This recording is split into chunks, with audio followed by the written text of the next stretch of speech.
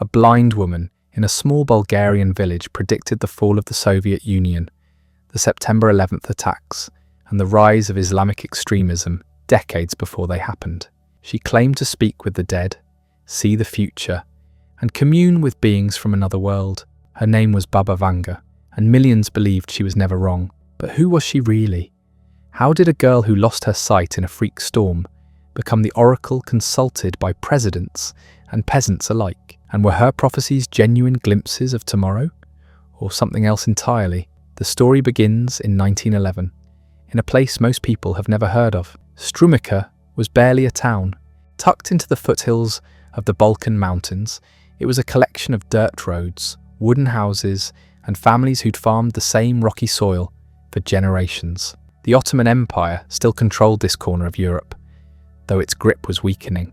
Revolutions were brewing, war was coming, but in Strumica, life moved at the pace of the seasons. Vangelia Pandeva Dimitrova was born here on January 31st, 1911. Her parents were poor. Her father, Pando, scraped together a living however he could, sometimes farming, sometimes taking whatever work presented itself. Her mother, Pande, was young when she gave birth, barely more than a girl herself. The baby arrived a month early, weak and underweight. In that era, in a place with no hospital, no doctor within miles, premature birth was often a death sentence. The midwife who delivered Vangelia didn't expect her to survive the night. She was so small, so fragile, that for the first weeks of her life, her parents didn't even give her a proper name. They called her simply the little one, afraid to get attached to a child who might not see her first birthday. But she lived. Against odds, against expectations, Vangelia survived those first critical weeks, and when it became clear she would make it, her father finally named her Vangelia. It means bringer of good news in Bulgarian. The irony of that name would become apparent later. Her early childhood was unremarkable. She played in the dust with other village children. She helped her mother with simple chores. She was, by all accounts, an ordinary girl in an ordinary place during an extraordinary time. The Balkan Wars erupted in 1912 when she was barely a year old. Her region changed hands multiple times, passing from Ottoman control to Bulgarian, then back again. Borders were redrawn, soldiers marched through villages, but in Strumica, life continued with the stubborn persistence of people who'd survived too many occupations to panic over one more. Then came the loss that would define her childhood. Vangelia was 7 years old when her mother died. The exact cause is lost to history, recorded only as complications in what few documents survived. Some accounts suggest childbirth, others mention illness. What matters is that Pandi was gone, leaving her husband with a young daughter to raise alone. Pando tried. He remarried, hoping to provide his daughter with a mother figure. But stepmothers in peasant households rarely had the luxury of gentleness. There was too much work, too little food, too many mouths. Vangelia found herself doing the labour of an adult while still a child, hauling water, tending animals, working in fields from dawn until dark. She was 12 years old when everything changed. The storm came out of nowhere on a spring afternoon in 1923. Vangelia was in a field with several other children, helping with the planting. The sky had been clear that morning, the kind of crystalline blue that promises a perfect day. But weather in the mountains is treacherous. Systems roll in fast, turning sunny skies dark in minutes. The wind hit first, not a breeze, but a wall of air that bent trees and sent loose objects flying. The other children ran for shelter, screaming for Vangelia to follow. But she'd been separated from the group, working in a different section of the field. By the time she looked up and understood the danger, the storm was on top of her. What happened next depends on who tells the story. The official version, repeated in countless biographies, says a tornado picked her up and threw her into a field some distance away. When the other villagers found her, she was unconscious, her eyes crusted with dirt and debris. The wind had literally sandblasted her face, driving particles of earth and grit into her eyes with such force that the damage was catastrophic. But there's another version whispered in the same village decades later. Some who were there claimed it wasn't just wind and dirt. They said the sky turned green, the colour of deep ocean water. They said there was a light bright enough to cast shadows at midday. They said Vangelia wasn't thrown by wind, but lifted by something else, something they couldn't name. And when they found her, she was changed. We'll never know which version is true. What we know for certain is that she woke up blind. The damage to her eyes was so severe that no treatment helped. Her father took her to doctors in larger towns, spending money the family didn't have, seeking anyone who might restore her sight. Each one delivered the same verdict. The scarring was too deep, the nerves too damaged. Vangelia would never see again. She was 12 years old, blind, in a place where blindness meant becoming a burden. There were no schools for the blind in rural Bulgaria, no social services, no disability support. A blind person in Strumica had two options, beg or die. Pando refused to accept either. He'd already lost a wife. He wouldn't lose his daughter to despair. He sent her to a special school in the city of Zemun, now part of Serbia, one of the few institutions in the region that taught blind children.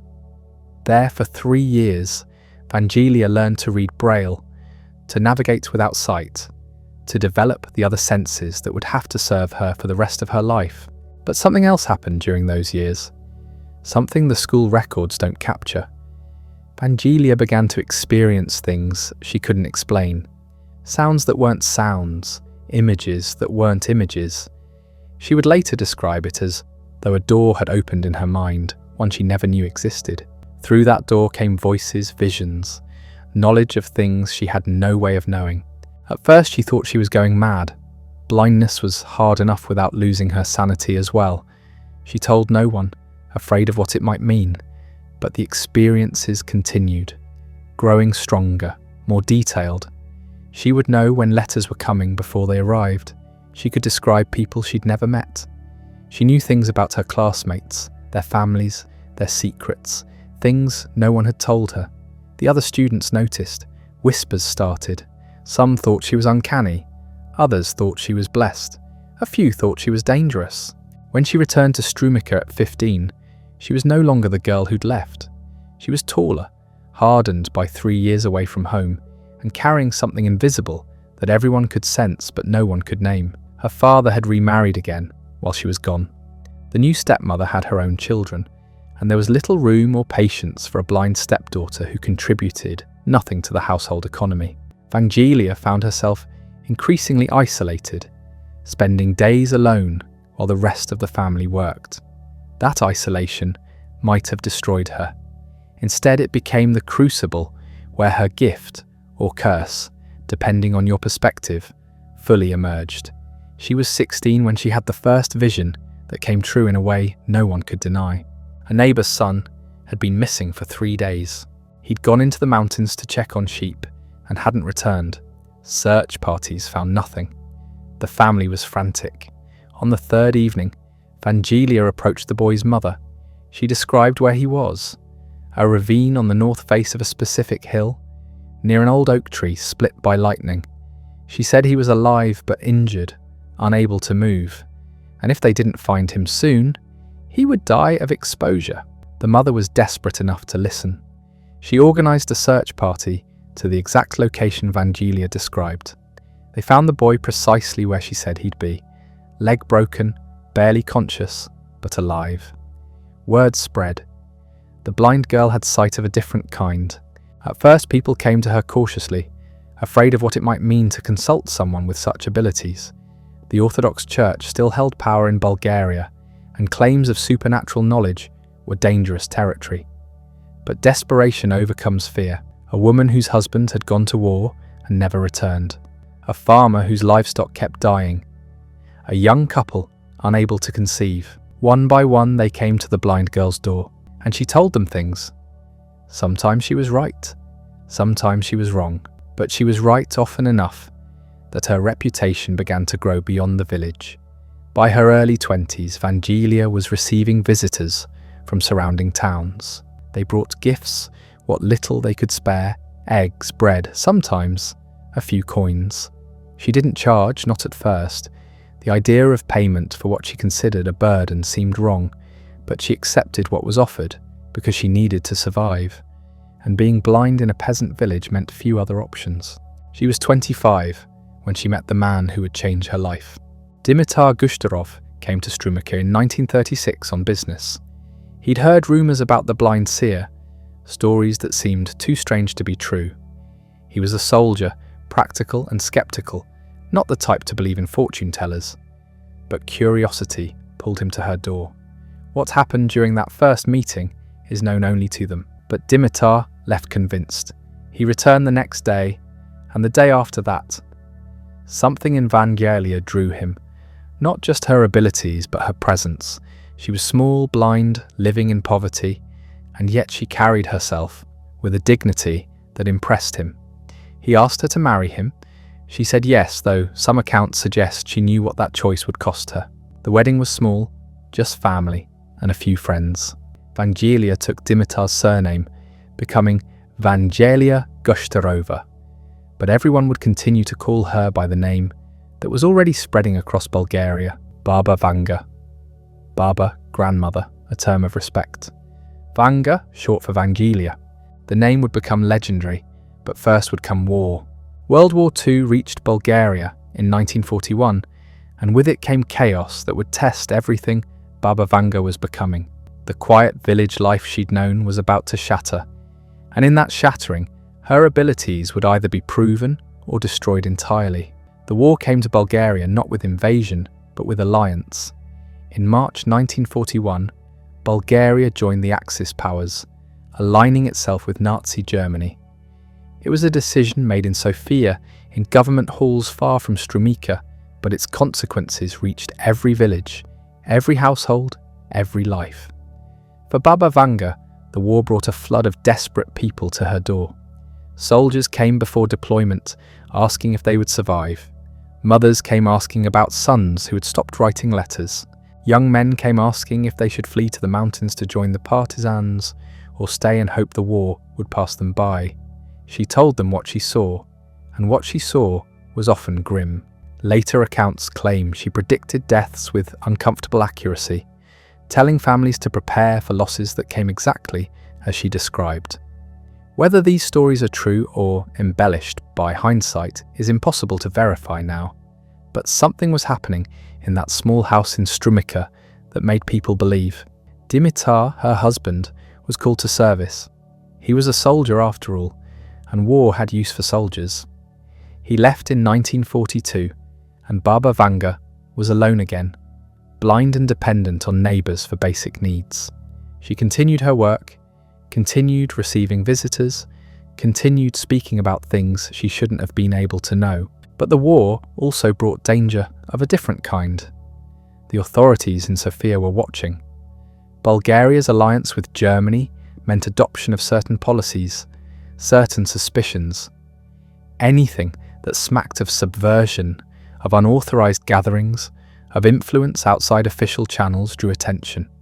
A blind woman in a provincial town claiming to see the future and attracting crowds?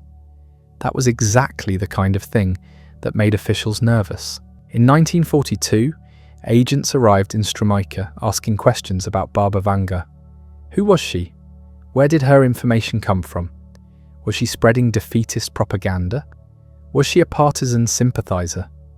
The investigation was brief but intense. They questioned neighbours, interviewed people who had consulted her, searched her home. What they found was a blind woman living in poverty. No evidence of political activity, no connection to resistance movements. Just someone people came to with their problems. The agents left, but the message was clear. She was being watched. Vanga became more careful. She stopped making predictions about the war's outcome. When soldiers asked if Bulgaria would win, she deflected. When people asked about Hitler or Stalin, she said she could only see personal matters, not politics. It was a survival strategy, a way to continue her work without attracting the kind of attention that could get her arrested, or worse. Then came 1943, and with it an event that would cement her reputation forever. Boris III, Tsar of Bulgaria, died suddenly in August 1943. He was 49 years old, seemingly healthy, and his death shocked the nation. The official cause was heart failure following a visit to Hitler's headquarters in Germany, but rumours immediately began to spread. Had he been poisoned? Had the Germans killed him for resisting certain policies? Had the Soviets somehow reached him? Nobody knew for certain. Before the Tsar died, before anyone knew he was ill, Baba Vanga allegedly told a visitor that Bulgaria would soon lose its king. The prediction was vague enough to be meaningless, the kind of thing any fortune teller might say. Except that when Boris actually died, people remembered. They remembered that the blind woman in Strumica had said it first. This is where Baba Vanga's story becomes difficult to untangle from legend. Did she really predict the Tsar's death? Or did people retroactively apply her words to the event? We have no written record from before August 1943 confirming the prediction. We have only testimonies recorded years later, after Vanga had become famous, when memories had been shaped by subsequent events. This pattern would repeat throughout her life. Predictions that seemed vague when made would become specific in hindsight. Failures would be forgotten while successes were amplified and retold until they became canonical. But something was happening. Too many people, too many stories, too much consistency for it all to be fabrication. Whether she was genuinely psychic, extraordinarily intuitive, or simply skilled at cold reading and pattern recognition, Baba Vanga was doing something that convinced people she could see beyond the normal boundaries of knowledge. The war ended in 1944 with Soviet occupation. Bulgaria switched sides, joining the Allies against Germany, and the country was absorbed into the Soviet sphere of influence. The monarchy was abolished. A communist government took power. Everything changed, including the official attitude toward people like Baba Vanga. Under communism, superstition was meant to be eradicated. The new government promoted scientific materialism, atheism, rational thought. Fortune tellers and mystics were relics of a backwards past that needed to be swept away, and yet the same officials who publicly denounced such practices privately consulted Baba Vanga. It started quietly. A local party official came to ask about his career prospects. Then another. Then someone from the regional capital. They came at night, without fanfare, asking her not to mention their visits. The cognitive dissonance was profound. By day, these men implemented policies to suppress religious and mystical practices. By night, they sat in Baba Vanga's house, asking about their futures. She was careful with them, more careful than with ordinary citizens. She told them useful things that made them feel she had genuine insight, but nothing that could be used against her. She never criticized the government, never predicted its downfall, never said anything that could be interpreted as political dissent. She learned to operate within the system, to be valuable enough to protect but not threatening enough to eliminate. Dimitar returned from the war in 1945, changed by what he'd seen. He'd survived, but many of his friends had not, and the country he came back to was not the one he'd left. The monarchy was gone, the old social order was being dismantled. Land was being collectivized, the church was under assault, everything was uncertain. He found his wife more famous than when he'd left. The small stream of visitors had become a river. People came from across Bulgaria now, travelling for days to consult the blind seer of Strumica. Some days there were dozens waiting outside the house, camping in the yard overnight to ensure they'd get their turn. Dimitar became her manager, her protector, her filter. He organised the visitors, determined who got to see her and when, collected the donations that were now their primary income. It was irregular work, unpredictable, existing in a legal grey area under a government that officially denied the validity of what she did. But it was also lucrative enough that they could live better than most people in post-war Bulgaria. In 1946, Vanga had a vision that terrified her. She told Dimitar she saw a great wave coming from the east, a wave of darkness that would sweep across Bulgaria and change everything. She said she saw people in uniforms going door to door, taking things, taking people. She saw churches being closed, priests being arrested, old ways being destroyed. It wasn't prophecy, it was observation.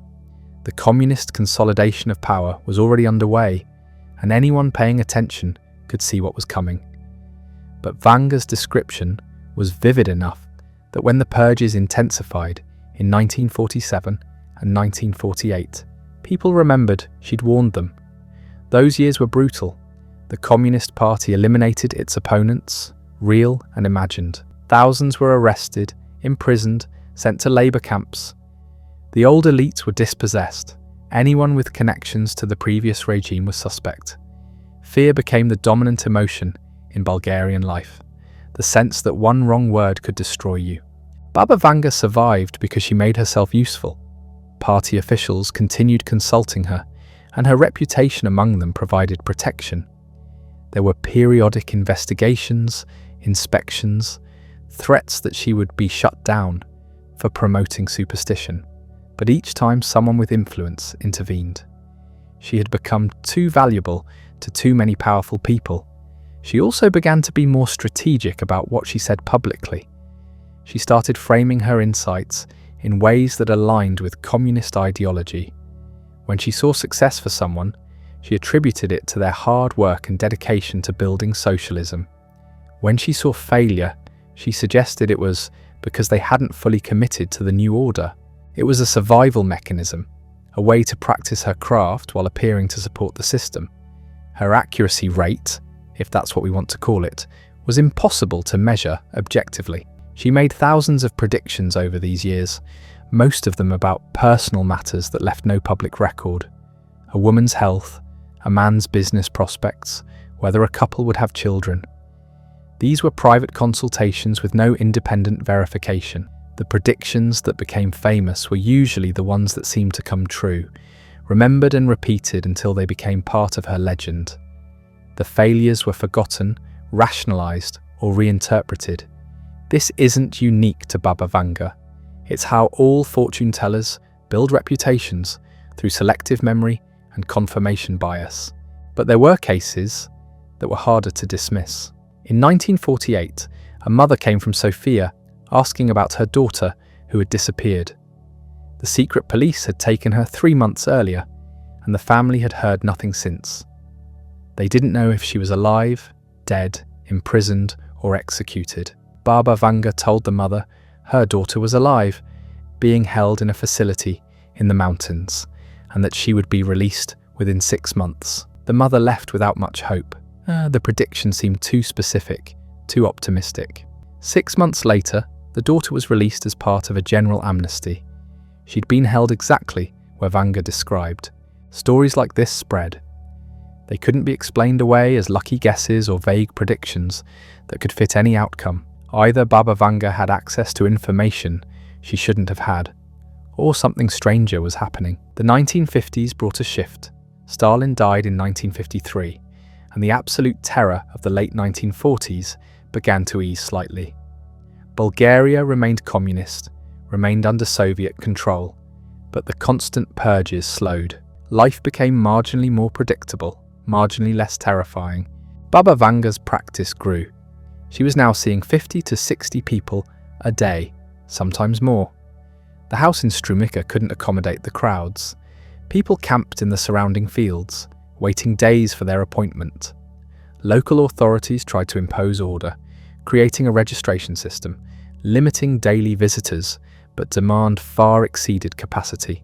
In 1956, she told a young couple that they would have a son who would become important in Bulgaria's future. She described him in detail, his appearance, his personality, even his approximate birth date. The couple had the child the following year, and years later, that son did indeed become a prominent figure in Bulgarian politics. The family kept Vanga's original prediction written down, and when her description proved accurate, they shared it widely. These verifiable predictions documented before the events occurred are what make Baba Vanga's story compelling. They're also frustratingly rare. Most of her work left no paper trail, just oral testimonies recorded years after the fact, when memory had been corrupted by subsequent knowledge. But by the end of the 1950s, Baba Vanga had become an institution in Bulgaria. She was no longer just a village fortune teller. She was a national phenomenon, someone whose reputation had spread throughout the communist bloc, and that reputation was about to reach the highest levels of power, bringing her face to face with people who could make or destroy her with a word.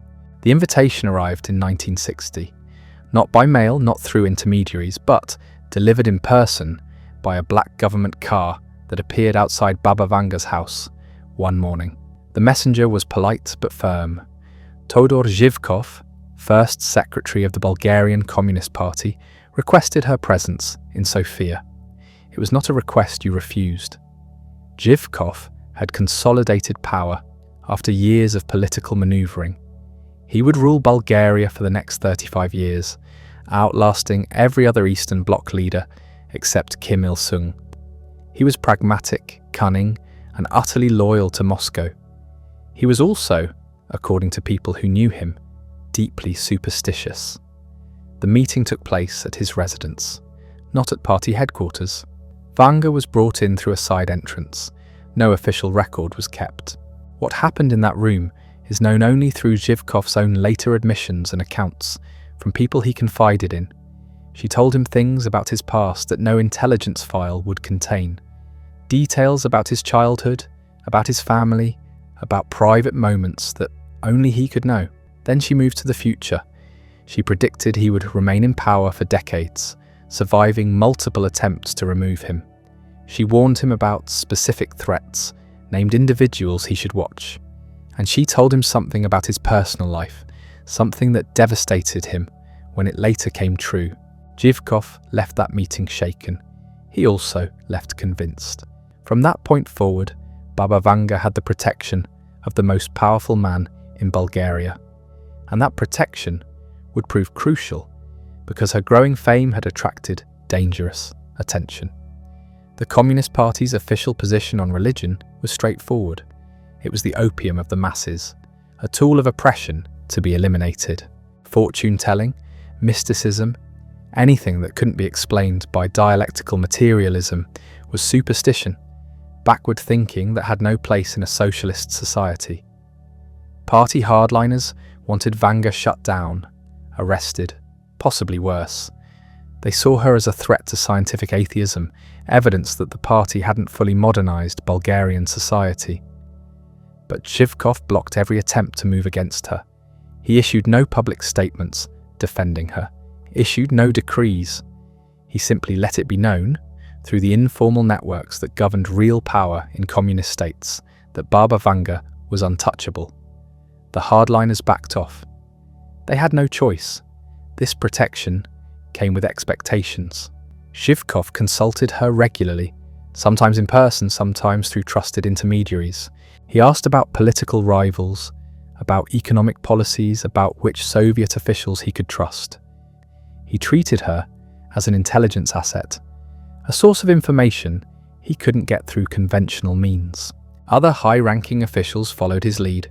Ministers, generals, secret police chiefs, they all made quiet trips to Petrich. They arrived in unmarked cars, came through back entrances, and left before dawn. These consultations were never acknowledged publicly, but everyone in Bulgaria's political elite knew they happened. The arrangement was bizarre. A blind peasant woman who spoke in archaic dialect, who lived in a modest house without electricity until the mid-1960s, was advising men who controlled nuclear weapons and commanded armies. It should have been absurd. Yet it continued for decades. The predictions she gave these powerful men were different from what she told ordinary visitors.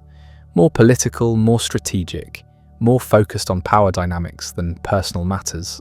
And according to multiple sources, including Zhivkov himself, they were often disturbingly accurate. In 1968, she warned that something terrible would happen in Czechoslovakia. Weeks later, Soviet tanks rolled into Prague, crushing the reform movement known as the Prague Spring. The Bulgarian government had advanced knowledge of the invasion. They were part of the Warsaw Pact forces that participated, but Vanga had predicted it before any official briefings occurred. Was she getting information from intelligence channels? Did someone feed her classified briefings? The problem with that theory is that some of her political predictions were things no intelligence service knew, events that surprised everyone, including the people who should have seen them coming. In 1973, she told a visiting Soviet official that there would be a war in the Middle East within months, and that it would reshape global oil markets. The Yom Kippur War began that October, exactly as she predicted. The oil embargo that followed triggered worldwide economic crisis. Soviet intelligence had completely failed to anticipate either the war's timing or its economic consequences. These political predictions, documented in diaries and letters written before the events occurred, are harder to explain away than her personal consultations. Either Baba Vanga had access to information beyond what any intelligence service possessed, or she was genuinely perceiving future events. But the protection of powerful men came with a price. By the early 1970s, Vanga's life was no longer entirely her own. The Bulgarian government built her a new house in Petrich, larger and more modern. They installed electricity, running water, amenities she'd never asked for. They assigned her a permanent assistant, a woman named Vangelia Pandeva, who would stay with her until the end. They also began documenting her predictions more carefully, not for public release, but for internal use. A team of researchers was assembled, ostensibly to study her abilities scientifically, but really to preserve anything she said that might prove useful to the state. These records remain classified. Fragments have leaked over the years, but the complete archive has never been released. The government arranged her schedule, controlled access, decided who could see her and when. Ordinary citizens still came in huge numbers, but they were screened, organized, processed through a system that felt more like a Soviet bureaucracy than a mystic's consultation. Vanga chafed under this control. She'd spent decades working independently, seeing whoever came to her door, charging whatever people could afford. Now she was managed, supervised, turned into something between a state asset and a cultural monument. She complained privately, but never publicly. She understood the reality of her situation. The same protection that kept party hardliners from shutting her down also meant she couldn't operate freely. It was a cage, but a necessary one. The 1970s brought international attention. Word of the blind Bulgarian prophet had spread beyond the communist bloc. Western journalists began requesting interviews. Academics wanted to study her, and foreign visitors started arriving in Petrich. The government was initially suspicious. Allowing Western media access to a mystic fortune teller wasn't exactly aligned with the image of scientific socialism they wanted to project. But they also recognized an opportunity. Baba Vanga was becoming a soft power asset. Foreign dignitaries visiting Bulgaria often asked to meet her. The government would arrange private consultations, using them as diplomatic tools. If she impressed these visitors, it enhanced Bulgaria's prestige. If she didn't, well, the meetings could be denied or dismissed. One famous incident involved Indira Gandhi. The Indian Prime Minister visited Bulgaria in 1979 and requested a meeting with Vanga. The consultation was brief, less than 15 minutes. What was said remained private. But people who saw Gandhi afterward reported that she looked shaken. She died 5 years later, assassinated by her own bodyguards. According to multiple sources, Vanga had warned her that death would come from those closest to her, from men sworn to protect her. The incident was never officially confirmed, but it became part of Vanga's legend. Here was a woman who could warn prime ministers, whose predictions reached the highest levels of global power. Yet most of her days were spent with ordinary people. The famous consultations, the meetings with politicians and celebrities, those were exceptions. The bulk of her work remained what it had always been. Farmers asking about harvests, mothers worried about sick children, couples wondering if they should marry. She charged nothing for these consultations.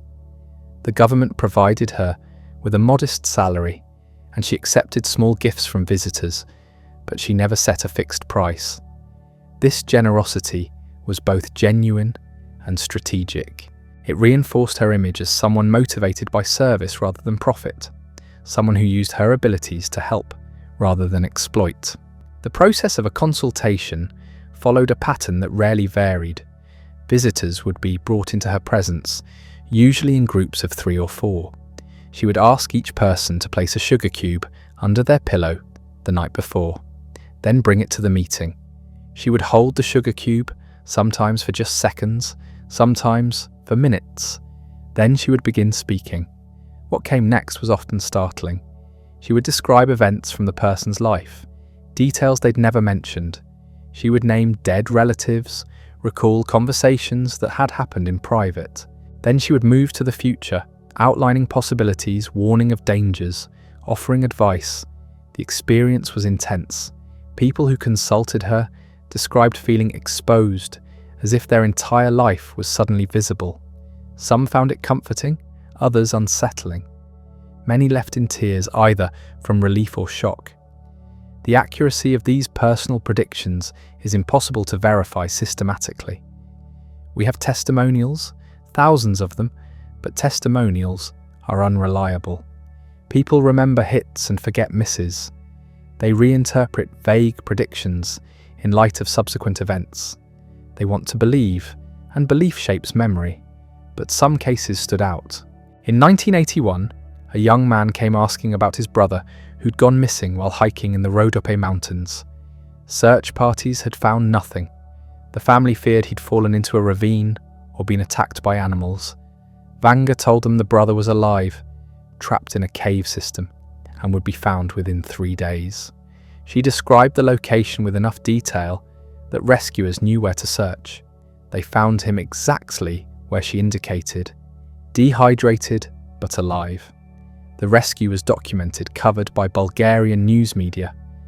The family's testimony was recorded immediately, before time could corrupt their memories. Cases like this, with contemporary documentation, are the strongest evidence that something unusual was happening. But what? Was Vanga genuinely psychic, perceiving information through some mechanism science doesn't understand? Was she an extraordinary cold reader, picking up subtle cues and making educated guesses? Was she getting information through conventional means and presenting it as mystical insight? The truth likely involves elements of all three. Some of her predictions were probably lucky guesses, amplified by selective memory and confirmation bias. Some may have involved information gathered through mundane channels, intelligence services feeding her details that made her seem omniscient, but some cases remain difficult to explain through conventional means. The scientific studies conducted on her were inconclusive. Researchers from Sofia University visited in the 1970s and early 1980s, conducting tests designed to evaluate her abilities under controlled conditions. The results were mixed. When asked to predict specific, verifiable events, her accuracy was no better than chance. But when allowed to work naturally, consulting with real people about real problems, she demonstrated knowledge that seemed impossible. The studies were never published in full. The researchers themselves disagreed about what they'd witnessed. Some concluded she was genuinely anomalous, demonstrating abilities that couldn't be explained by current scientific understanding. Others believed she was simply very good at reading people, at picking up subtle cues and weaving them into compelling narratives. What's clear is that by the early 1980s, Baba Vanga had become an institution. She was part of Bulgarian culture, a national treasure protected by the state and revered by millions. Her predictions were discussed on buses and in kitchens, debated by believers and skeptics alike. She was also growing old. The years of seeing 60 people a day, of absorbing their pain and fear and hope, were taking their toll. Her health began to decline. The consultations became shorter, less frequent. The government reduced the number of daily visitors, concerned that the strain would kill her. But she kept working. Every day that she was physically able, she saw people. Farmers and ministers, students and generals, believers and skeptics. She listened to their questions, held their sugar cubes, and spoke about futures that might or might not come to pass. And the world, increasingly, was listening, because the predictions that would make her globally famous were about to begin. The year 1979 marked a turning point. Vanga made a prediction that would eventually circle the globe, though it would take decades before most people heard about it. A writer from Sofia came to consult her about a book he was working on. During the session, Vanga suddenly shifted topics. She began speaking about something she called the submarines. Her voice changed, becoming urgent. She said that a great submarine, a pride of a nation, would sink. Many sailors would die. The disaster would happen in August. She saw the number 5. The submarine belonged to the Russians, though at the time the Soviet Union still existed as a unified entity. The writer was confused. He'd come to ask about his manuscript, not to hear about naval disasters. But Vanga insisted. She made him write it down. The prediction was specific enough to be testable. A Russian submarine. August, the number 5, many deaths. 21 years later, in August 2000, the Russian nuclear submarine Kursk sank during naval exercises in the Barents Sea. All 118 crew members died. The submarine's designation was K-141 Kursk. It belonged to the Northern Fleet, the Russian Navy's most prestigious command. The disaster occurred on August 12th. The submarine's hull number ended in 141. Add the digits, 1 plus 4 plus 1 equals 6. Close to 5, though not exact. Believers point to this as one of Vanga's most remarkable predictions. She named the nationality, the month, the approximate number, and the type of disaster decades before it happened. Skeptics note that Russian submarines were not exactly rare during the Cold War.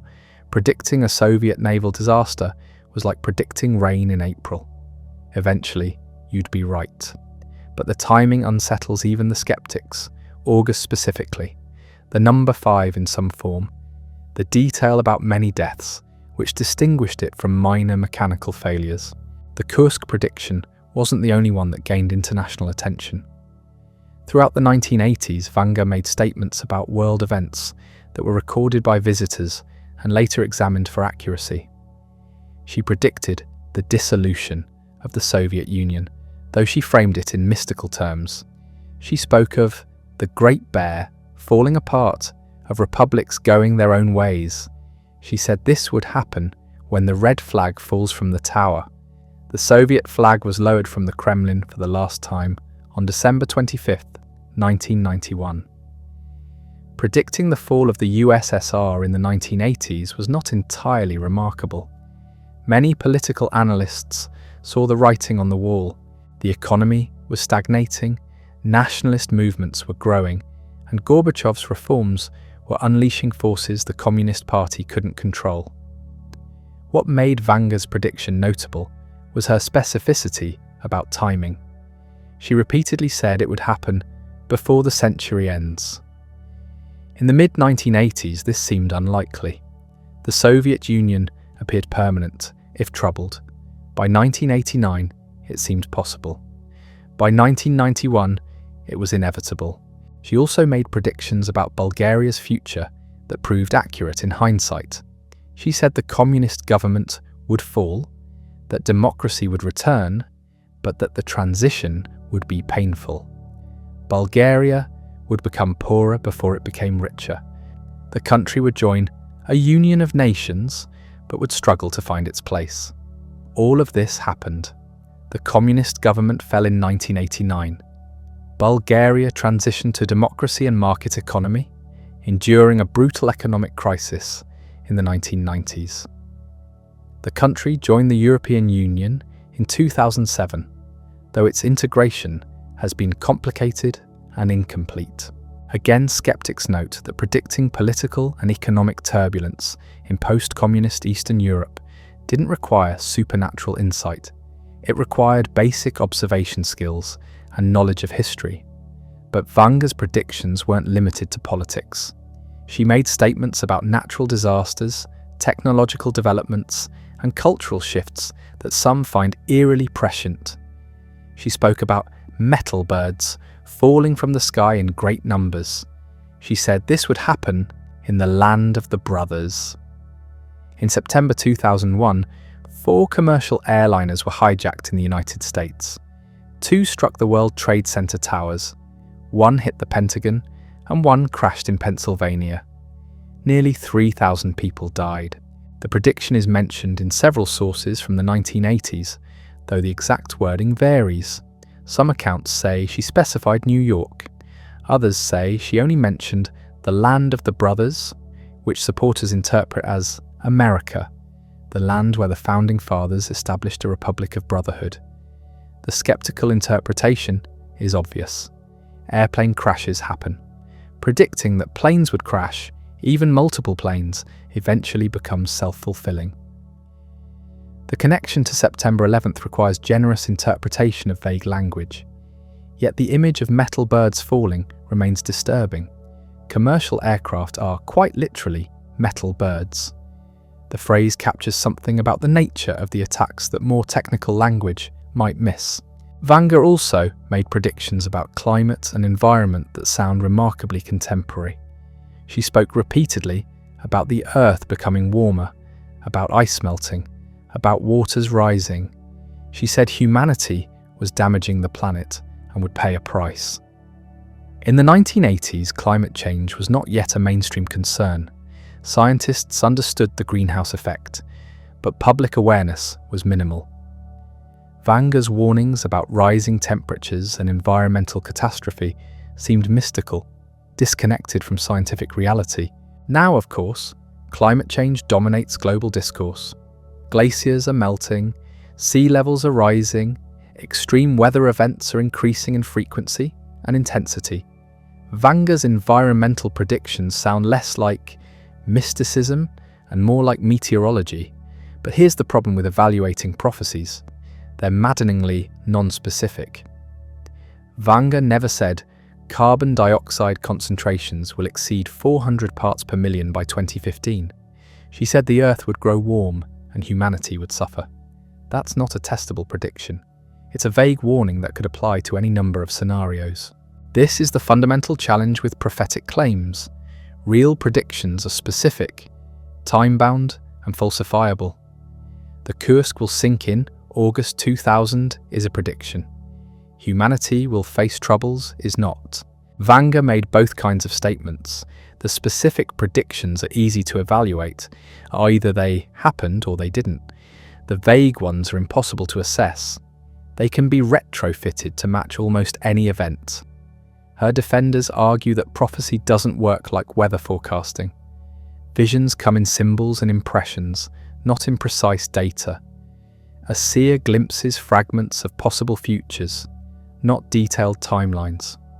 The prophet's job is to interpret these fragments, to translate mystical insight into human language. Maybe, or maybe vagueness is a feature, not a bug. Vague predictions can never be definitively wrong. They can always be reinterpreted to match whatever actually happens. What's undeniable is that by the mid-1980s, Vanga had become something more than a local fortune teller. She was a phenomenon. Journalists from across the Soviet bloc came to interview her. Documentaries were produced. Books were published, compiling her predictions and testimonials from satisfied clients. The Bulgarian government, which had initially been skeptical of her claims, now protected her as a national asset. She received a state pension, though she'd never held an official position. Her house in Petrich was maintained at government expense. Security personnel monitored the crowds that gathered outside. This official support raises questions. Why would a communist government, officially atheist and materialist, promote a mystic who claimed supernatural powers? The answer is complicated. First, Vanga was useful. for intelligence gathering. People from across the Eastern Bloc came to consult her, including officials from other communist countries. They spoke freely in her presence, believing she already knew their secrets. This made her house an excellent location for planting listening devices. Second, she was a source of national pride. In a region dominated by Russian culture and Soviet ideology, Vanga represented something distinctly Bulgarian. She was a reminder that Bulgaria had its own traditions, its own sources of wisdom that predated communism. Third, she was simply too popular to suppress. Attempting to discredit or silence her would have created a backlash. Better to co-opt her, to claim her as part of Bulgaria's socialist heritage, than to turn her into a martyr for religious believers. So the arrangement continued. Vanga saw her visitors, the government provided support, and the predictions kept coming. In 1985, she made a statement that would later be interpreted as predicting the Chernobyl disaster. She spoke of a great fire in the north, of invisible poison spreading across the land, of a metal beast that would wound itself. The next year, in April 1986, reactor number 4 at the Chernobyl nuclear power plant exploded, releasing massive amounts of radioactive material into the atmosphere. The prediction, if genuine, is impressive. Nuclear disasters were not common. The specific mention of northern location, poison, and a self-inflicted wound all seem to match Chernobyl's reality. But again, documentation is problematic. The prediction was first widely circulated after the disaster occurred. It appears in books published in the late 1980s and early 1990s, attributed to sessions from 1985.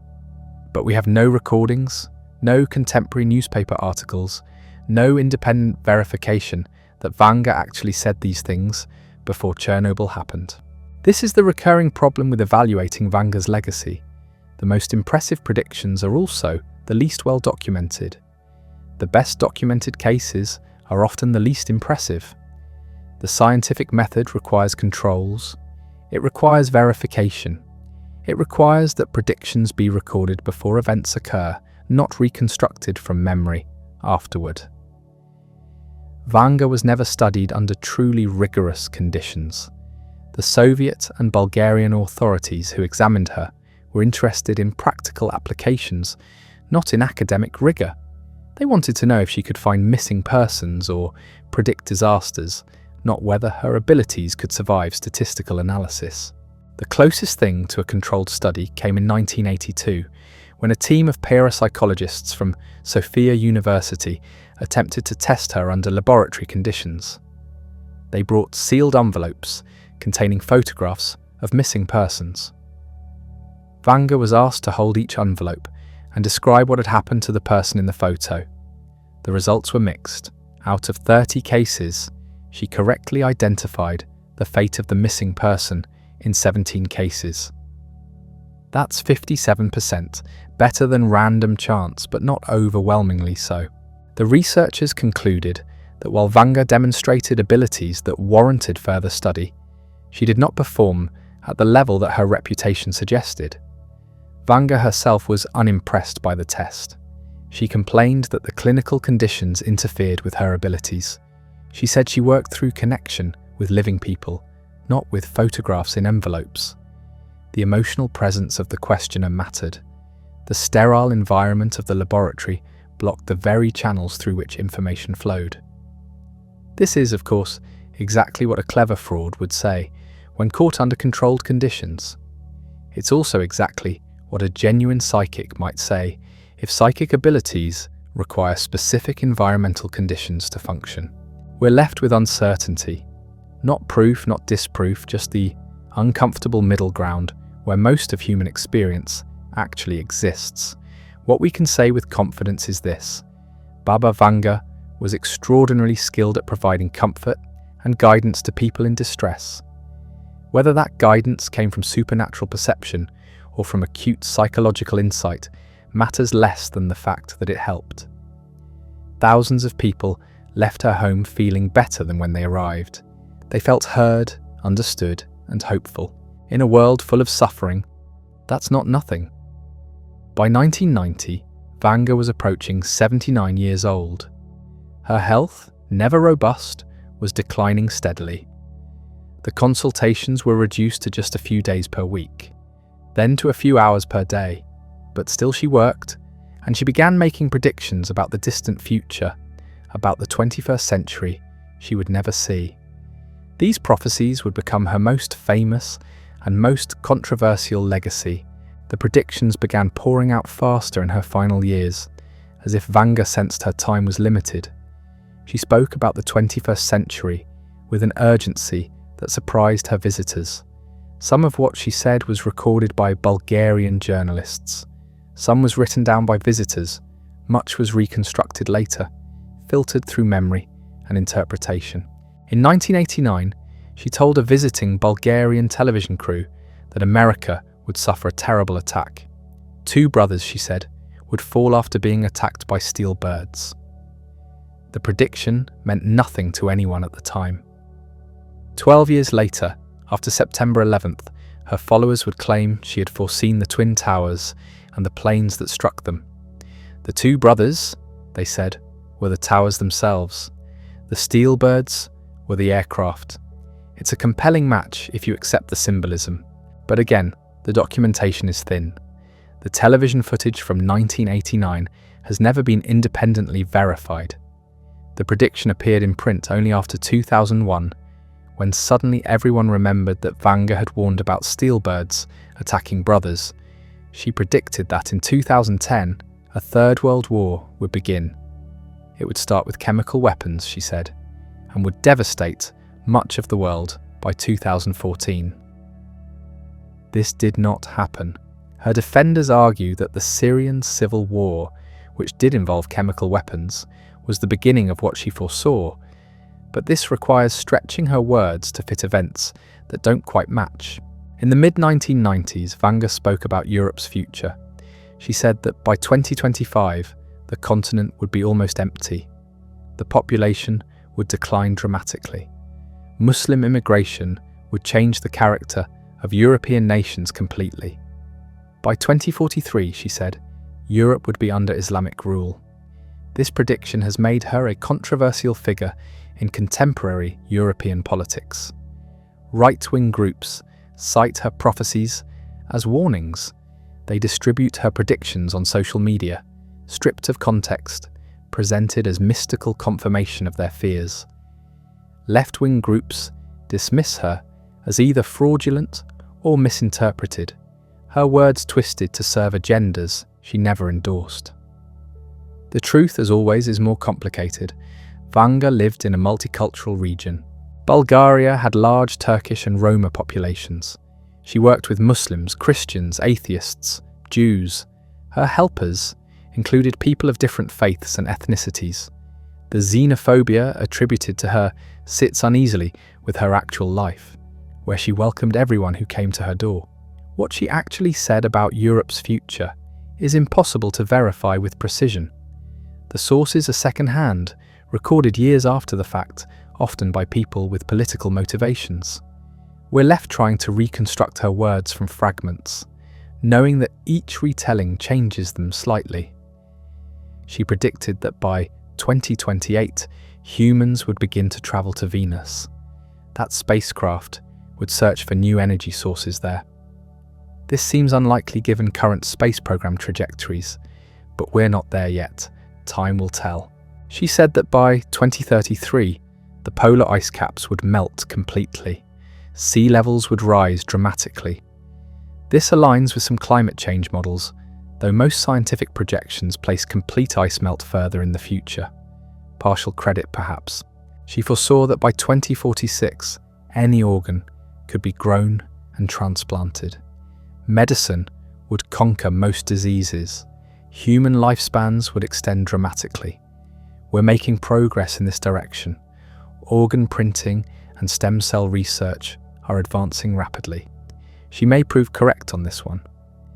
By 2076, she said, communism would return to Europe and the world.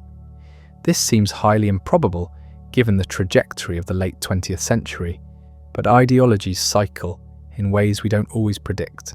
What seemed impossible in 1995 might not seem so impossible in 2075. She predicted that by 2088, a new disease would appear that caused people to age rapidly. Within seconds, a person could grow old and die. No such disease exists in current medical literature, but prion diseases and other rapid onset conditions do cause accelerated degeneration. Perhaps she saw something that hasn't emerged yet. In 2100, she said, humanity would create an artificial sun to illuminate the dark side of the Earth. This sounds like science fiction, but we're already experimenting with fusion power and orbital mirrors. The technology isn't impossible, just very difficult. She spoke about the year 2130, when humans would make contact with alien civilizations. They would arrive with the help of beings already living underwater on Earth. This is where her prophecies move, from the plausible to the fantastical, from predictions that might be educated guesses to claims that seem like pure fantasy. By 2017, a great drought would devastate much of the planet. By 2018, a colony on Mars would demand independence from Earth. By 2018, 2 volcanic eruptions would be successfully prevented, showing humanity's new power over geological forces. The predictions continue, stretching into the distant future.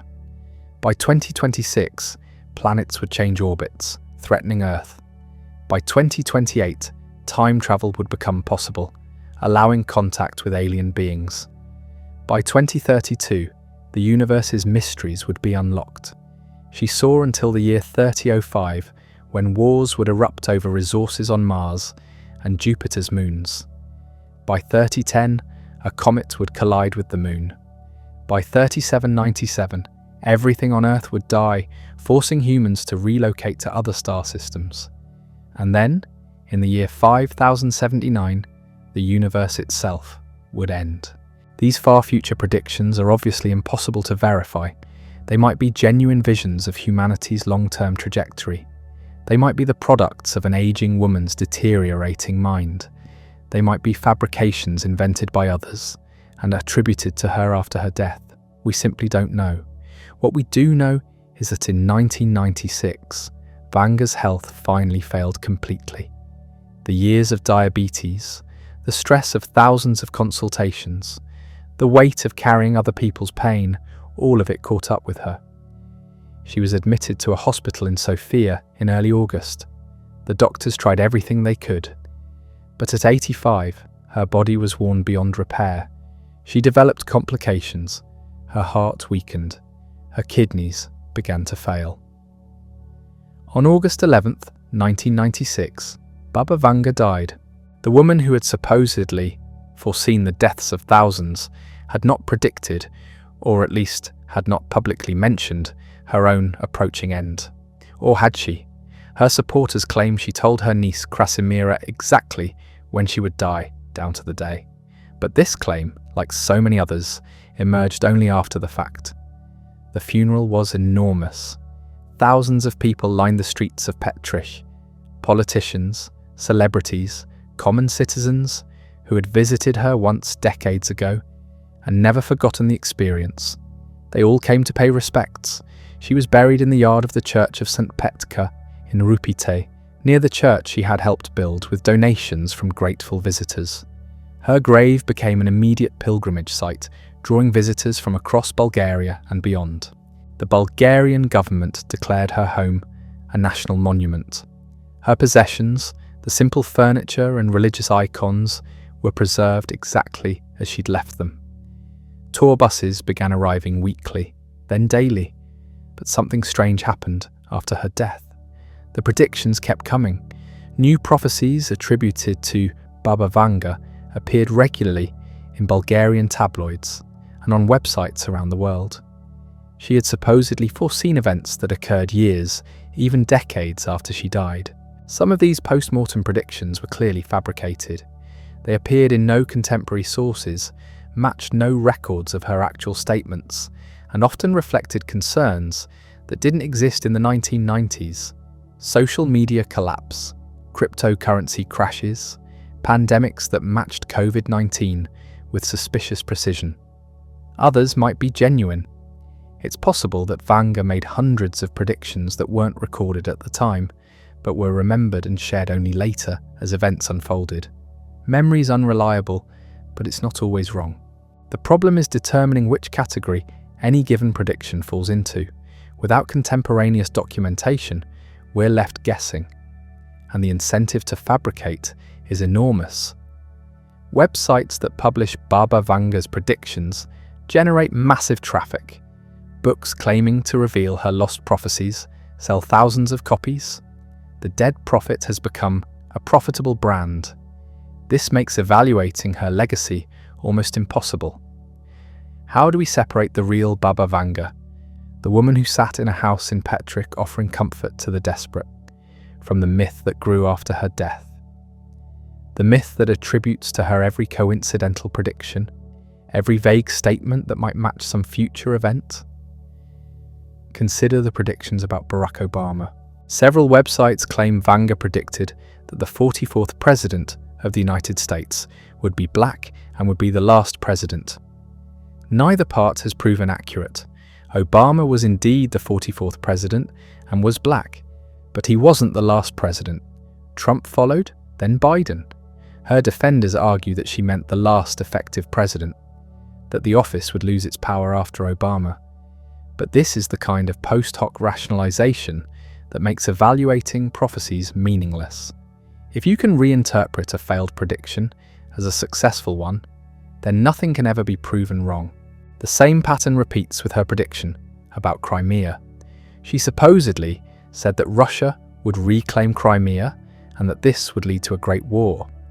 Russia did annex Crimea in 2014, but the Great War hasn't materialized, at least not yet. So was she right or wrong? It depends on how much time you give her, how loosely you interpret Great War, and whether you trust that she actually made the prediction in the first place. She predicted that the 45th President of the United States would face a mysterious illness and that America would suffer an economic crisis. Donald Trump did contract COVID-19. The pandemic did cause economic disruption. But was this a genuine prediction or a lucky guess? How specific does a prophecy need to be before we credit it as genuine foreknowledge? These questions don't have clear answers. What we're left with is a body of predictions, some documented, most not, some accurate, many vague, and all filtered through decades of retelling, mistranslation, and deliberate manipulation. But perhaps we're asking the wrong questions. Perhaps the obsession with verification, with proof, with distinguishing genuine precognition from fraud or coincidence misses the point entirely.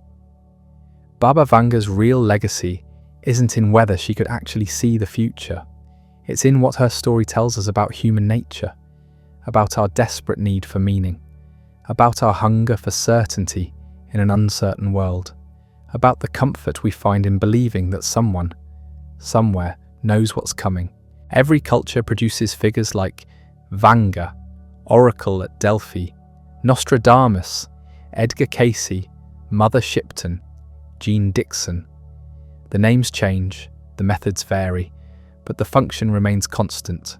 They stand at the boundary between the known and the unknown, claiming to see what the rest of us cannot. And we want to believe them, not because we're stupid or gullible, but because the alternative, accepting that the future is genuinely unknowable, that disasters strike without warning, that our loved ones can vanish without explanation, is almost unbearable. Vanga offered something precious, not accurate predictions perhaps, but hope. The sense that someone understood, that forces existed beyond the visible world, that death wasn't the end, that missing persons might be found, that meaning could be extracted from chaos. For tens of thousands of people who visited her, the truth of her predictions mattered less than the comfort of her presence. She listened. She cared. She offered guidance when official channels had failed them. She gave them permission to hope. That's not supernatural. That's not psychic. That's profoundly human. And maybe that's enough. But there's a darker side to this story.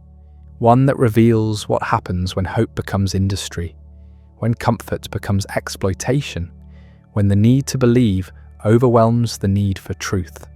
Baba Vanga never asked for money. This detail appears in nearly every biographical account. She accepted gifts, food, small tokens of gratitude, but she didn't charge fees. She didn't sell merchandise. She didn't franchise her name or create a business empire around her abilities. In this respect, she stands apart from many modern psychics who've built multi-million-dollar enterprises on similar claims. Yet her legacy has been thoroughly monetized. Books bearing her name flood the market, most written decades after her death by authors who never met her. Websites claim to interpret her prophecies, selling premium memberships for access to exclusive predictions. Tours visit her former home in Rupit, now a pilgrimage site complete with gift shops and admission fees. The woman who lived simply has become a brand. This commercialization reveals something uncomfortable about how societies process extraordinary claims. Vanga herself might have been sincere. She might have genuinely believed in her abilities. She might have helped people without ulterior motives. But once she died, once she could no longer control her own narrative, the market took over. Her name became a product. Her predictions became content. Her legacy became revenue. Consider the annual January ritual. Every year, websites publish Baba Vanga's predictions for the coming year. These lists are widely shared, discussed, debated. They generate millions of clicks, substantial advertising revenue. The predictions are suitably vague. Economic troubles, natural disasters, political upheaval, things that happen somewhere in the world every single year. When something matching the prediction occurs, articles appear celebrating her accuracy. When nothing matches, the prediction is quietly forgotten or reinterpreted. It's a perfect content machine, evergreen material that requires no verification and generates endless engagement. The people profiting from this weren't there in the kitchen in Rupit. They didn't witness whatever Vanga did or didn't do. They're not preserving her legacy. They're exploiting it, using her name to sell books, drive traffic, build audiences, and there's no one left who can say, that's not what she meant, or she never said that with any authority. This raises ethical questions we rarely confront. When does preserving someone's memory become profiting from their death? When does interpretation become fabrication? At what point does the public's right to access information conflict with a deceased person's right to control their own narrative? These questions extend beyond Vanga. They apply to every historical figure whose words and actions get repackaged for modern consumption. But they feel particularly acute with prophets and psychics, whose reputations rest entirely on claims that cannot be independently verified. There's also the question of harm. If someone finds comfort in reading about Vanga's predictions, even if those predictions were invented by a content marketer in 2023, is that necessarily bad? If believing that someone foresaw COVID-19 helps a person process their trauma from the pandemic, who are we to take that away? But comfort built on deception is fragile. It collapses when tested, and it prevents people from developing genuine coping mechanisms, from building resilience based on reality rather than fantasy. Worse, it creates vulnerability. People who believe in one set of extraordinary claims become targets for others. The person who accepts Vanga's prophecies without evidence might also accept medical advice from unqualified sources, investment opportunities from scammers, political promises from demagogues. Critical thinking isn't a skill you apply selectively. Once you abandon it in one domain, it weakens everywhere.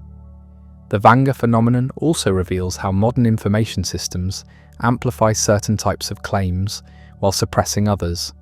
A sensational prediction spreads instantly. A careful debunking reaches a fraction of the audience.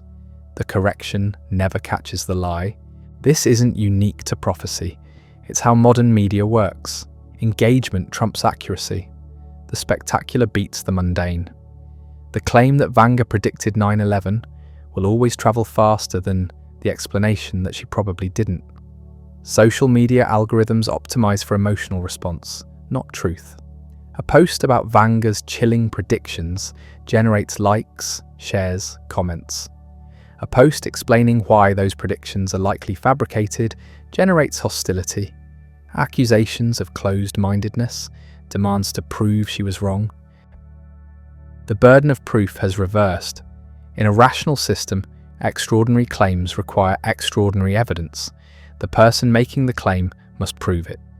But in the attention economy, the spectacular claim is assumed true until definitively proven false. And definitive proof is impossible with historical prophecies. You can't prove Vanga didn't predict something unless you have access to every conversation she ever had. You can't prove a prediction is fabricated unless you can identify the specific moment and person who invented it.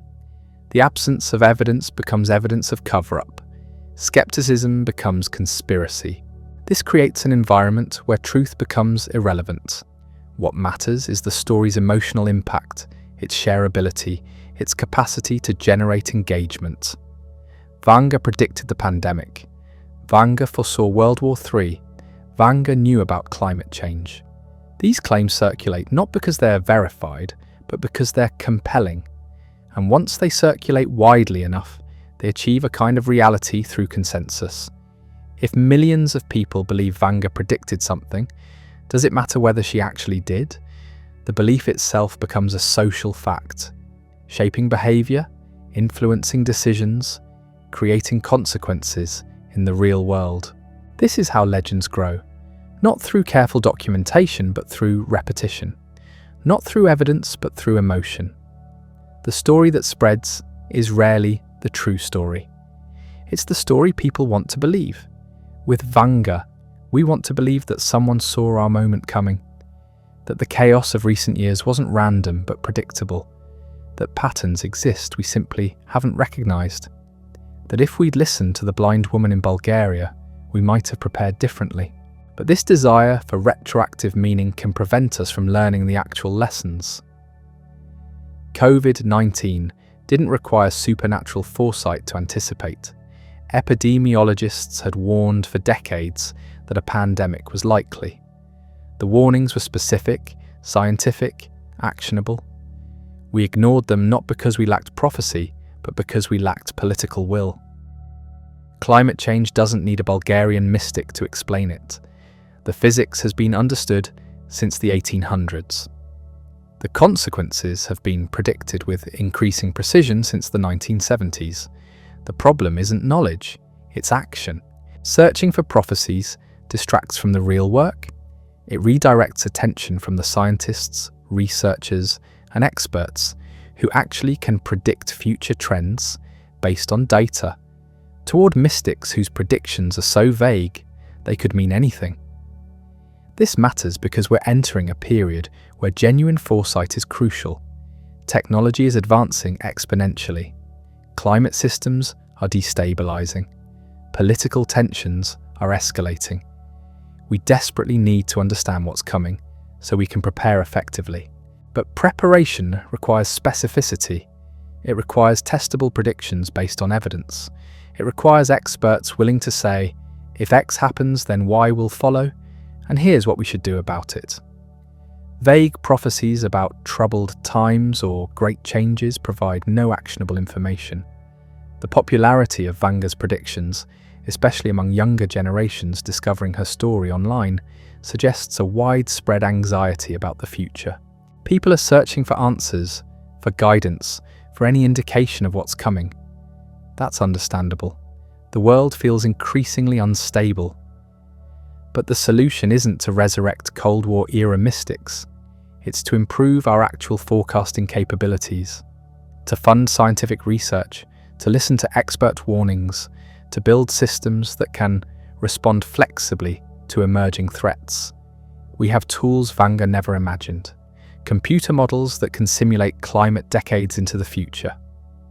Epidemiological systems that can track disease spread in real time. Artificial intelligence that can identify patterns in massive data sets. These tools aren't perfect, but they're testable, improvable, based on methods we can examine and verify. Vanga's predictions offer none of these advantages. We can't test her methods because we don't know what they were. We can't improve on her accuracy because we can't measure it reliably.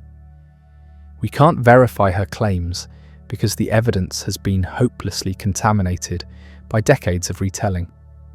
What we're left with is faith, and faith, whatever its value in other domains, is a poor foundation for preparing for the future.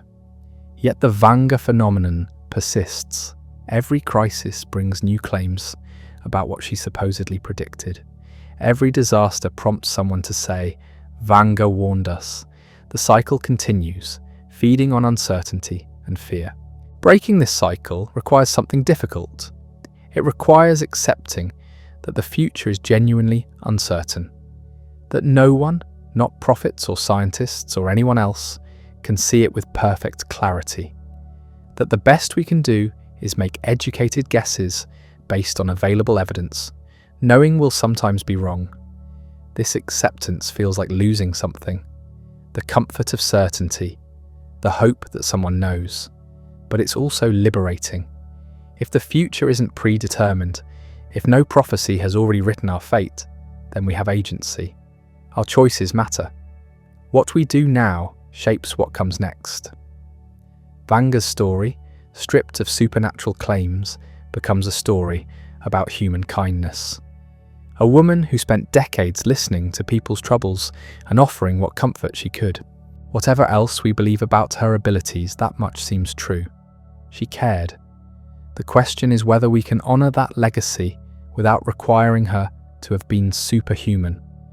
Whether we can appreciate the comfort she provided without needing her prophecies to be real. Whether we can learn from her story without being deceived by it.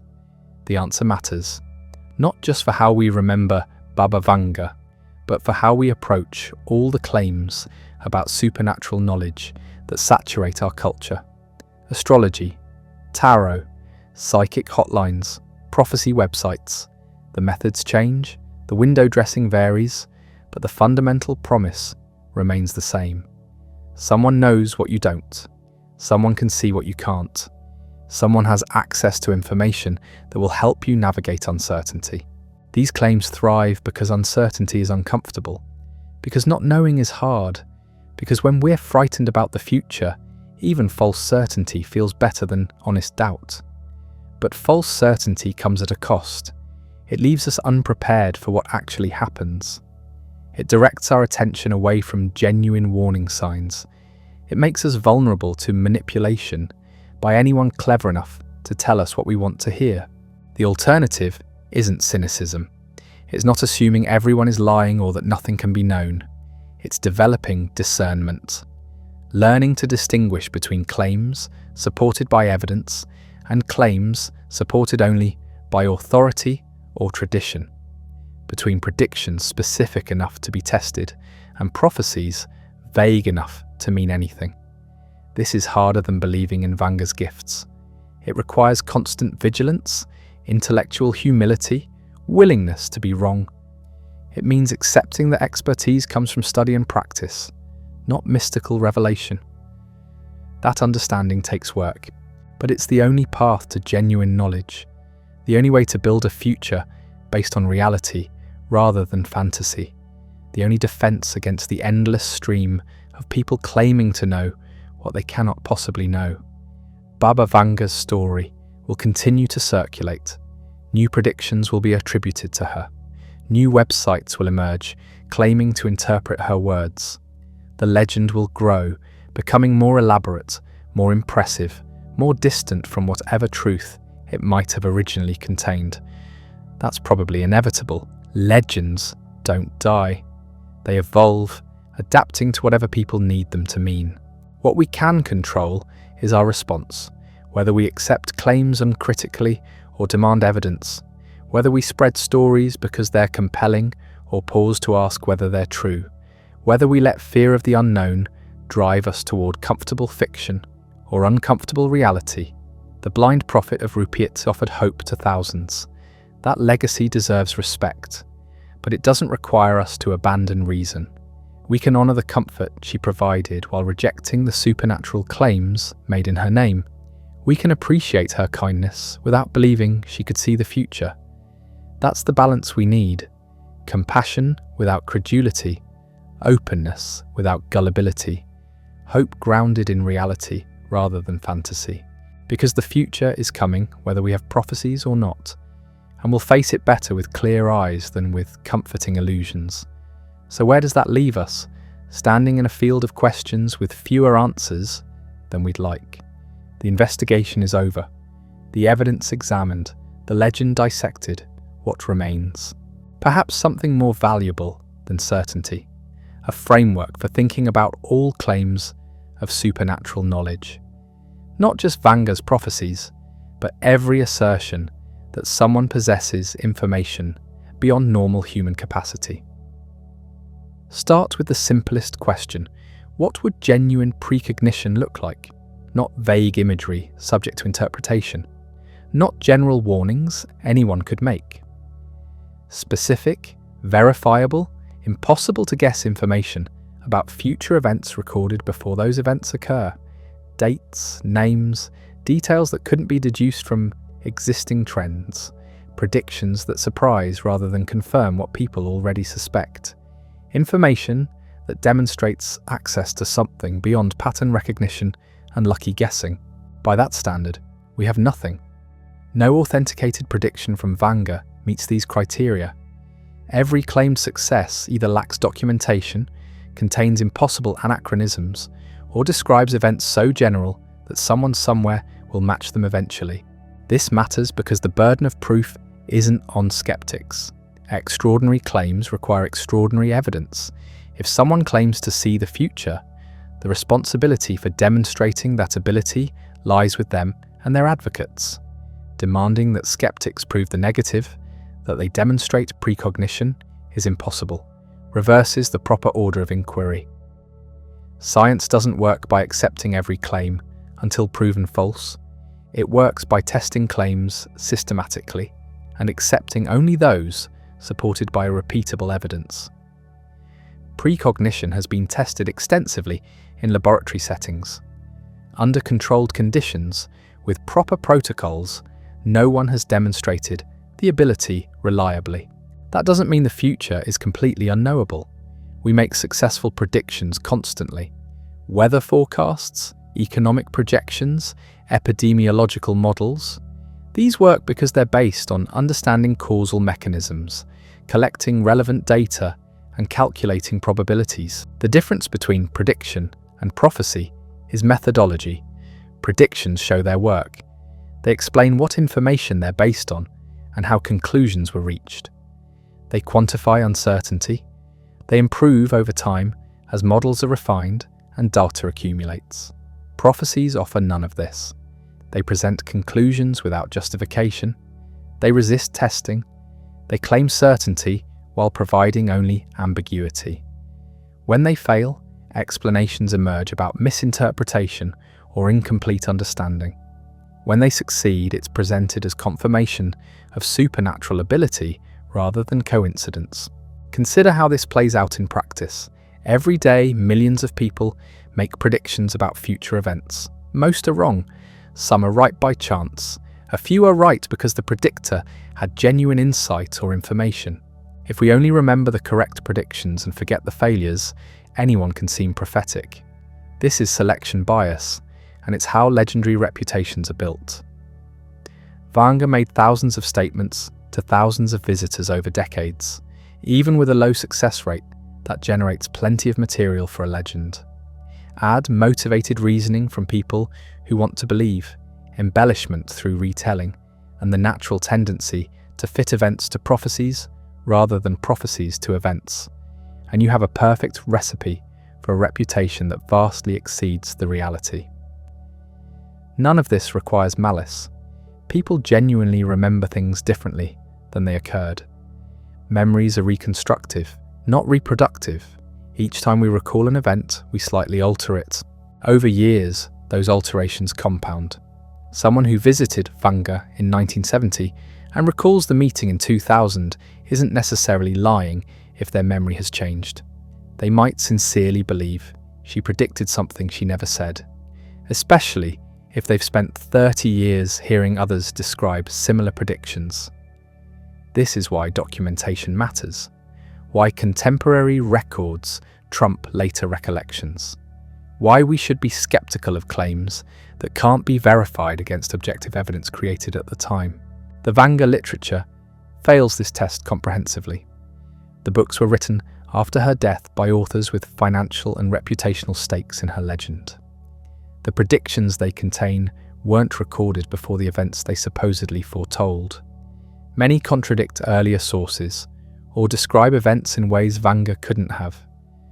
What's left is a cultural phenomenon, a story people tell because it serves psychological and social functions, because it provides comfort, generates revenue, or reinforces existing beliefs about the world.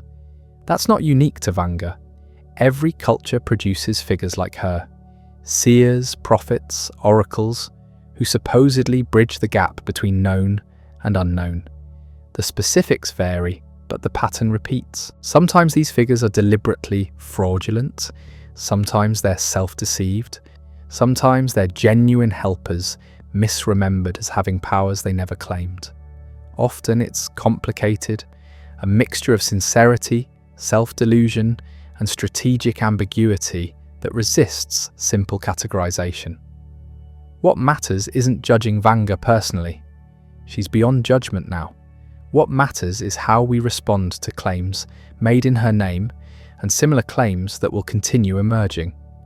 Because this isn't really about one blind woman in Bulgaria. It's about how we evaluate evidence, how we distinguish signal from noise, how we protect ourselves from manipulation while remaining open to genuine insight. The tools for this already exist. They're not mysterious or complicated. Ask what evidence supports a claim. Ask whether that evidence is documented. Ask whether alternative explanations are more plausible. Ask what would change your mind. These questions aren't hostile. They're respectful. They take claims seriously enough to examine them properly, rather than accepting them uncritically or dismissing them without consideration. Applied to Vanga, they reveal a legend built on foundations that can't support the weight placed on them. That doesn't make her evil or her followers stupid. It makes the situation normal. Humans generate legends. Always have. Always will. The question is whether we recognize them as legends or mistake them for history. Whether we learn from the pattern or repeat it endlessly. Right now, someone somewhere is being told they have prophetic gifts. Someone is building a following based on vague predictions that will later be reinterpreted as specific. Someone is creating the next legend. Decades from now, people will debate whether that person really could see the future. They'll collect anecdotes, share stories, write books. The process will repeat, unless we learn. Unless we insist on documentation before accepting claims. Unless we maintain healthy skepticism while remaining open to evidence. That balance is difficult. Easier to believe everything or trust nothing. Easier to accept claims from authorities we like and reject claims from those we don't. Easier to let emotion guide us than to think carefully about what evidence actually demonstrates. But easy isn't the same as wise, and comfortable isn't the same as true. The future will contain surprises, events no one predicted, outcomes that seem obvious only in retrospect. That's guaranteed. What's not guaranteed is whether we'll face those surprises prepared or unprepared. Believing in prophecies feels like preparation. It creates the illusion of control, the sense that someone knows what's coming. But it's false preparation. It directs attention toward imagined scenarios while real threats go unnoticed. Real preparation means understanding what can actually be predicted and what can't. It means developing systems that respond flexibly to uncertainty rather than assuming we know what's ahead. It means building resilience instead of seeking certainty, none of which requires supernatural knowledge, all of which requires clear thinking about what we actually know and how we know it. That's the alternative to prophecy. Not ignorance or helplessness, but honest assessment of uncertainty combined with practical preparation for multiple possibilities. It's less dramatic than believing someone sees the future, but it works better, and working better is what matters when the future arrives. So perhaps the real lesson of Baba Vanga isn't about her at all. It's about us, about why we create these stories and what we get from believing them, about the space between comfort and truth, between wanting to know and actually knowing. She became what people needed her to be, a source of hope during dark times, a connection to something beyond ordinary experience, a reassurance that someone understood the chaos. Those needs were real, they remain real, but meeting them through fantasy rather than reality carries costs we can't ignore. Every minute spent believing in false prophecies is a minute not spent understanding actual risks. Every resource directed towards supernatural claims is a resource unavailable for genuine solutions. Every decision based on imagined futures is a decision not based on actual evidence. The costs accumulate slowly. They're easy to ignore individually, but collectively they shape how societies respond to real challenges, how we prepare for disasters, how we evaluate expert advice, how we distinguish between legitimate warnings and profitable fear-mongering. These aren't abstract concerns. They have concrete consequences. People make real decisions based on prophecies. They relocate, they invest, they panic or relax depending on what they believe is coming. When those beliefs are unfounded, the results are predictable. Resources misallocated, opportunities missed, dangers overlooked because attention was focused elsewhere. This is the harm that comfortable legends create. Not intentional evil, but systematic misdirection. A pattern of thought that prioritizes feeling right over being right. Breaking that pattern requires rejecting the false choice between cynicism and credulity. We don't have to believe nothing to avoid believing everything. We can hold space for uncertainty without filling it with fantasy. That's harder than it sounds. Uncertainty feels like emptiness. The urge to fill it with something, anything, is powerful. Prophecies offer to fill it with certainty, even false certainty. Resisting that urge means accepting discomfort, means admitting we don't know what we wish we knew, means making decisions without guarantees about outcomes. But it also means making better decisions. Decisions based on reality rather than imagination. Decisions that account for multiple possibilities rather than assuming one predetermined future. That's the trade. Comfort for accuracy, certainty for truth, reassuring stories for useful knowledge. Most people, given that choice explicitly, would choose truth. But the choice is rarely explicit. It's buried in how we evaluate claims, what sources we trust, which questions we ask. The Vanga legend persists because people don't see it as a choice. They encounter stories that seem compelling, testimony that appears sincere, and they accept it without examining the underlying evidence. Not because they're foolish, but because skepticism requires effort. Because checking sources is tedious. Because rejecting comforting beliefs feels like losing something valuable. All of which is understandable. None of which changes what's actually true. So we return to where we started. A blind woman in a Bulgarian village who offered comfort to thousands, who may or may not have possessed unusual insight, who became, after death, something far larger than she was in life. The legend will survive this investigation. Legends always do. Facts are no match for stories people need to believe. But for those willing to look, the evidence tells a different story. One about human nature, about how legends form, about the difference between what we know and what we wish we knew. That story is less magical, but it's more useful, because understanding how legends work protects us from being deceived by them, And in a world full of people claiming special knowledge, that protection matters more than ever. The future is coming. That's the one prophecy we can make with absolute certainty. How we face it, with clear eyes or comforting illusions, will determine outcomes more than any prediction ever could. Baba Vanga can't help us with that choice. No prophet can. It's ours alone to make.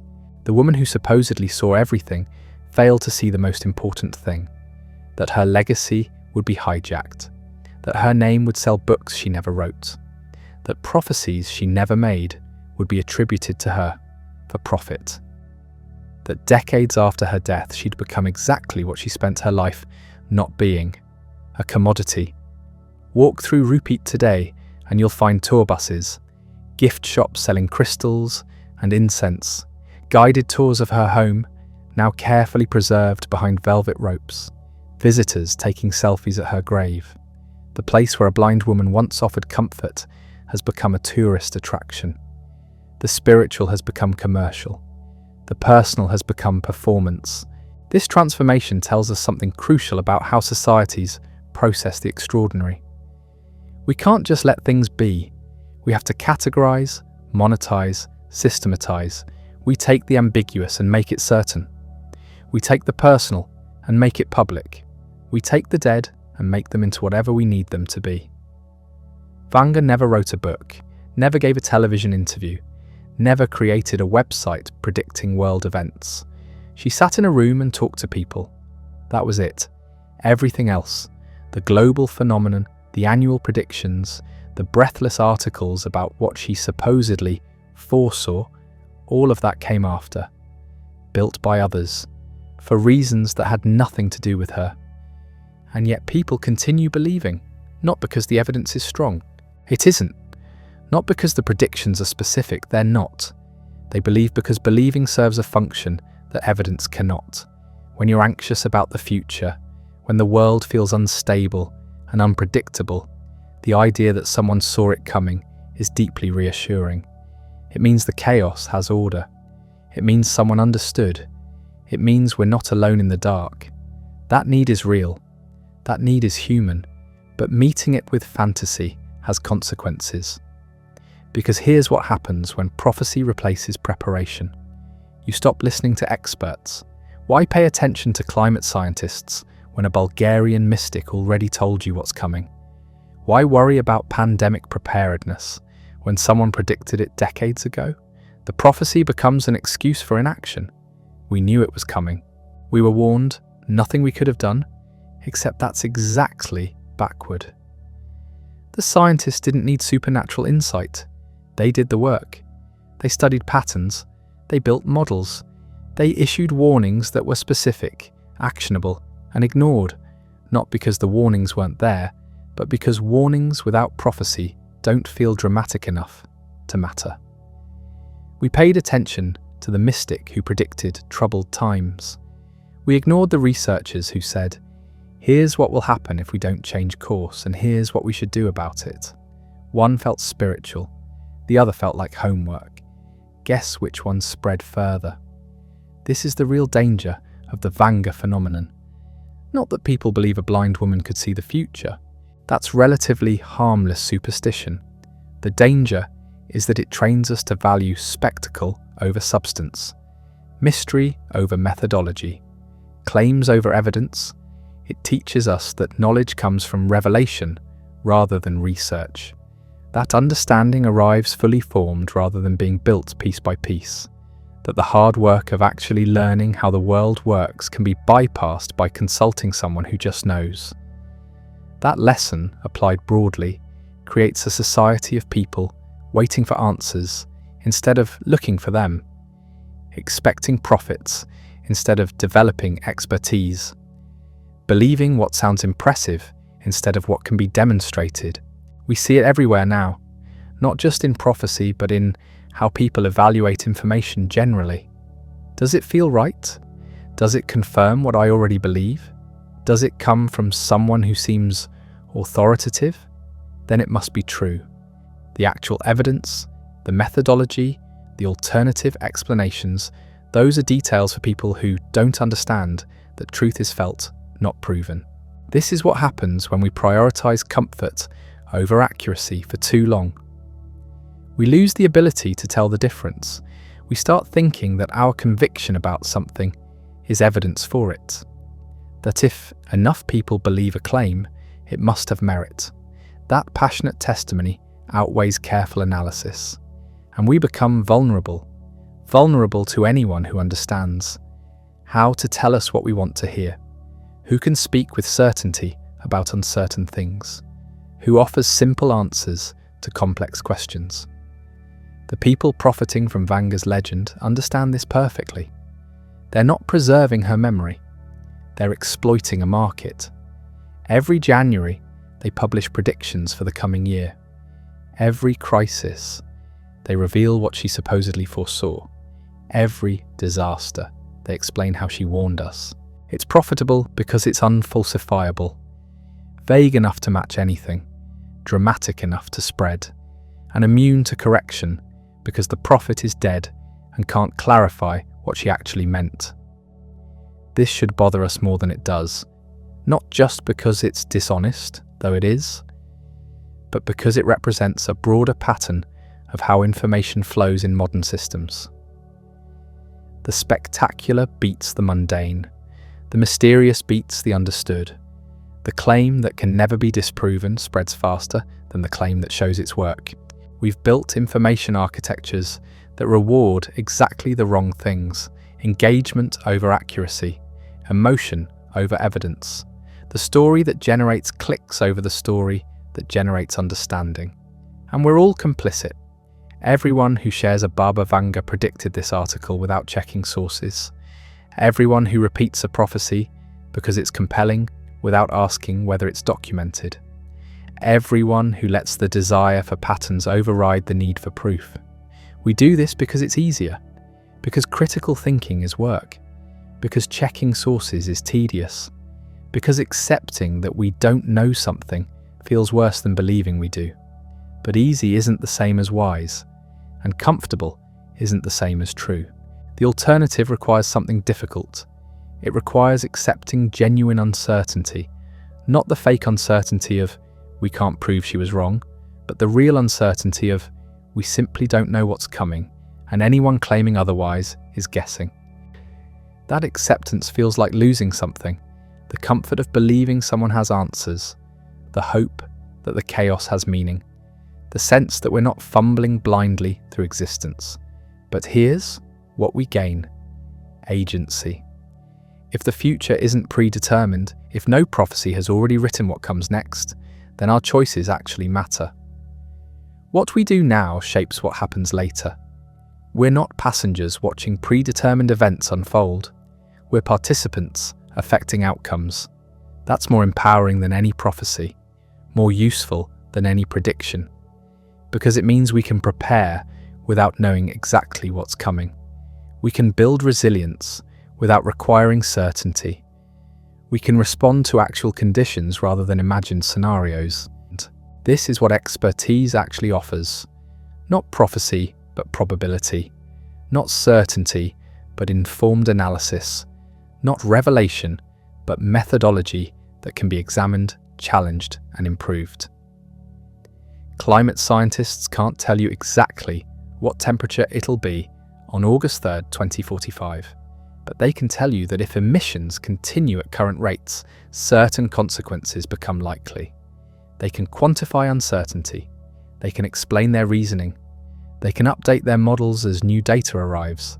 That's not as dramatic as prophecy. It's better, because it's useful, but it requires us to value the right things, to prioritize understanding over mystery, to accept that the experts who show their work are more trustworthy than the mystics who claim to just know.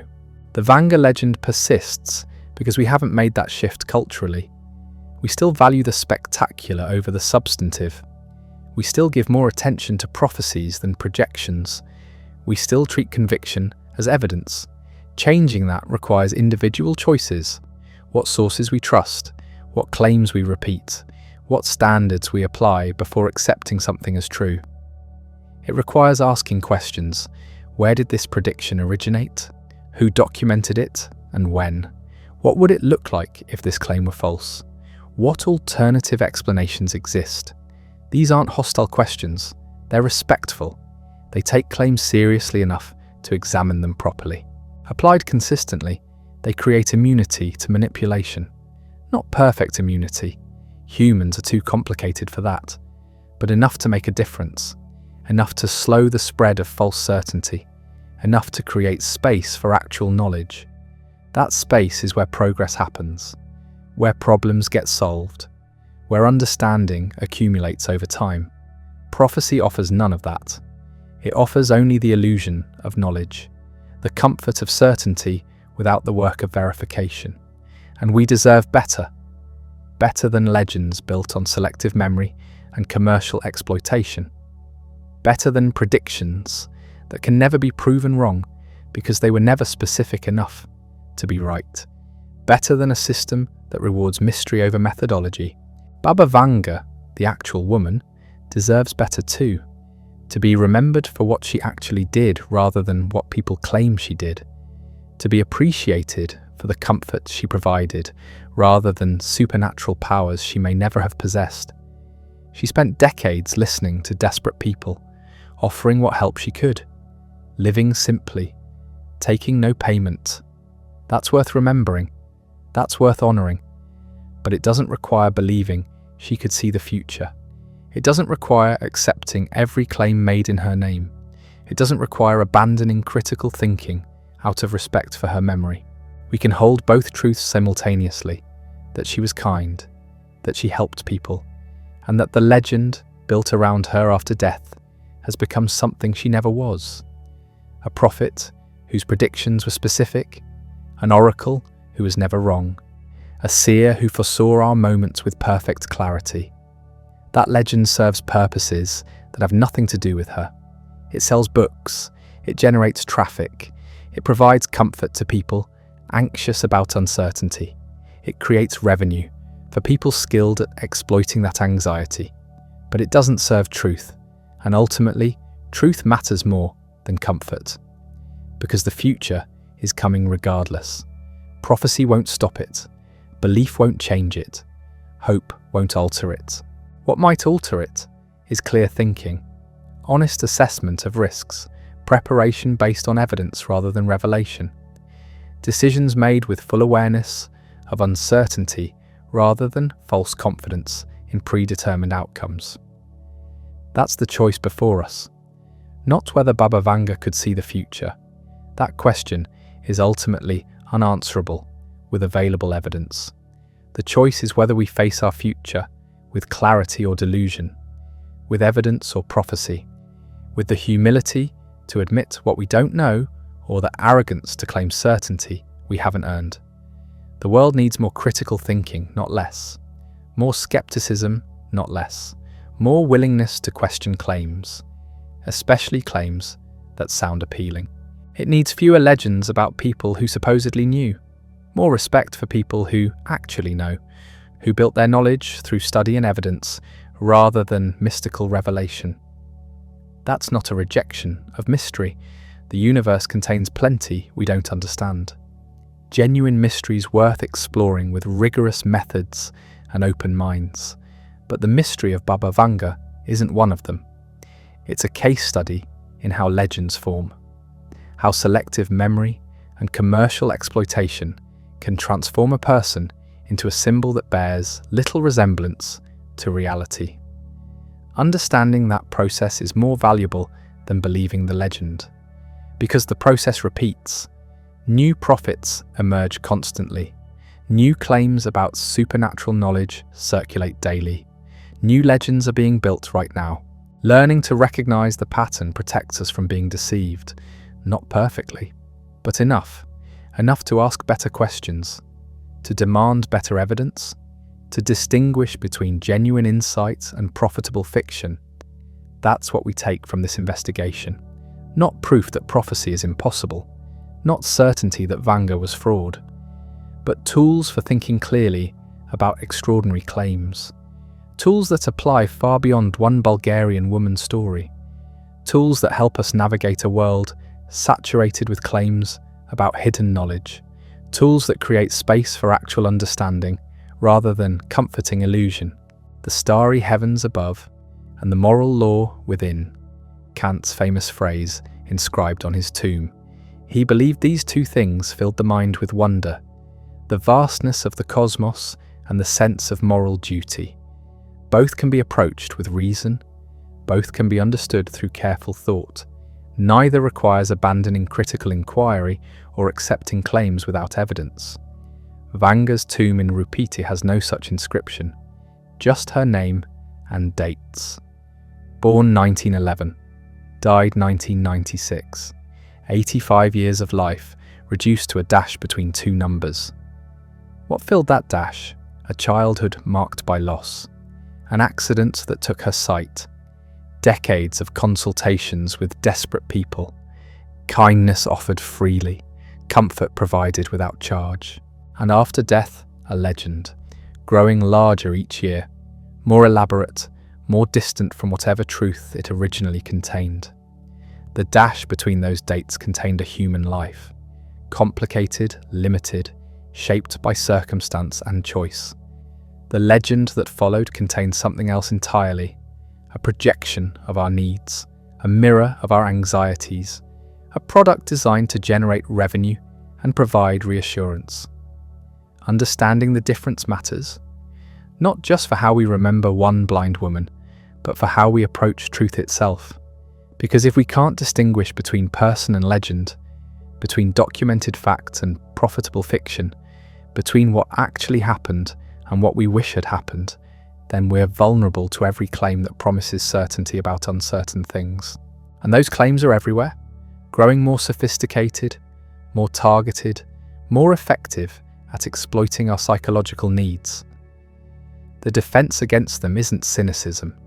It's not assuming everyone lies or nothing can be known. The defense is developing discernment, learning to ask the right questions, insisting on evidence before accepting extraordinary claims, maintaining healthy skepticism while remaining open to genuine insight. That balance is difficult. It requires constant effort. It means sometimes admitting you don't know when you wish you did. It means accepting uncertainty when certainty would be more comfortable.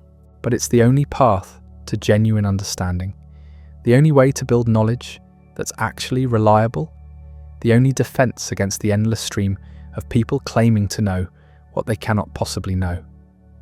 Baba Vanga's story is finished. The investigation is complete. The evidence has been examined. The legend exposed for what it is. What remains is the choice each person makes when encountering claims about supernatural knowledge, whether to accept them uncritically or examine them carefully, whether to spread them because they're compelling or pause to ask whether they're true. That choice, made millions of times by millions of people, shapes the information environment we all inhabit. It determines whether truth or fiction spreads faster, whether evidence or emotion guides decisions, whether we build a future on reality or fantasy. The woman in Rupiti offered what comfort she could. That was enough. That was valuable. That's worth remembering. Everything else, the prophecies, the predictions, the claims about supernatural sight, those are what came after. Built by others, for purposes she never chose. We can honour her actual legacy without accepting the legend. We can appreciate her kindness without believing she could see tomorrow. That's the resolution, not proof, not certainty, just a clearer understanding of what actually happened and what was invented later, and the knowledge that when the next prophet emerges, when the next set of predictions circulates, when the next legend begins to form, we'll have tools for thinking clearly about it. Tools that won't eliminate uncertainty. Nothing can do that, but tools that help us navigate uncertainty without surrendering to comfortable delusion. The future is coming. No one knows exactly what it holds. Anyone claiming otherwise is selling something. That's the only prophecy worth believing, and it doesn't require a blind woman in Bulgaria to deliver it. Just honest observation of how the world actually works.